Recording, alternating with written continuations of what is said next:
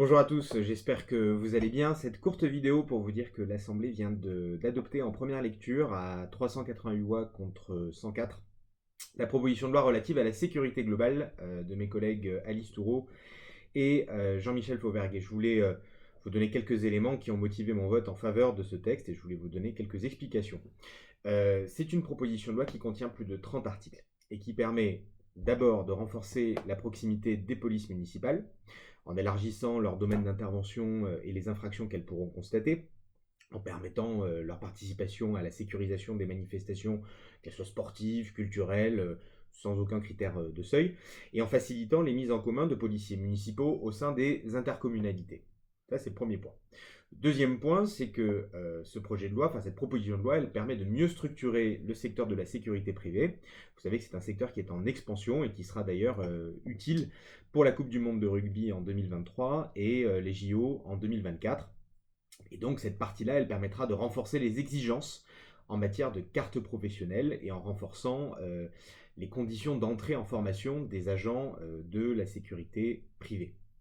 Le troisième élément, c'est que cette proposition de loi, elle permet de mieux utiliser les nouvelles technologies qui se développent et qui arrivent sur le marché, en adaptant la police et la gendarmerie à l'usage, par exemple, de caméras individuelles, en clarifiant aussi le cadre d'utilisation de drones, mais dans le strict respect des libertés individuelles. Autre élément, c'est que cette proposition de loi permet de mieux sécuriser les transports, par exemple en permettant aux services de sécurité de la SNCF d'agir auprès des entreprises qui sont présentes dans les gares. Et puis enfin, cette proposition de loi, elle permet de mieux protéger les forces de l'ordre en limitant les réductions de peine pour les personnes qui sont reconnues coupables d'infractions sur les forces de sécurité, et puis en prohibant l'usage malveillant, et je dis bien malveillant, de l'image des policiers et des gendarmes. Alors, sur ces 30 articles, il y en a un qui a fait grand bruit, qui est l'article 24. Cet article, il part d'un sentiment qui, je crois, est partagé par beaucoup d'entre vous, qui est on doit protéger nos forces de l'ordre face à ceux qui souhaitent porter atteinte à leur intégrité physique ou psychique.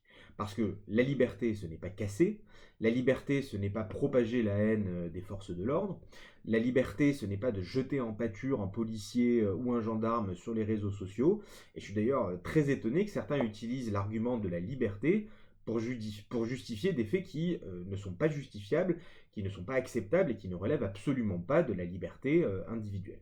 Alors, pour clarifier les choses sur cet article, le gouvernement il a proposé vendredi une nouvelle rédaction qui dit « Sans préjudice du droit d'informer, est puni d'un an d'emprisonnement et 45 000 euros d'amende le fait de diffuser, par quelque moyen que ce soit et quel qu'en soit le support, dans le but manifeste qu'il soit porté atteinte à son intégrité physique et psychique, l'image du visage ou tout autre élément d'identification, autre que son numéro d'identification individuel, d'un agent de la police nationale, d'un militaire de la gendarmerie nationale ou d'un agent de la police municipale, lorsque ces personnels agissent dans le cadre d'une opération de police. » Alors, cette nouvelle réécriture, elle est de nature à me rassurer sur le respect absolu de la liberté de la presse, puisqu'on parle de sans préjudice du droit d'informer, à laquelle je suis profondément attaché.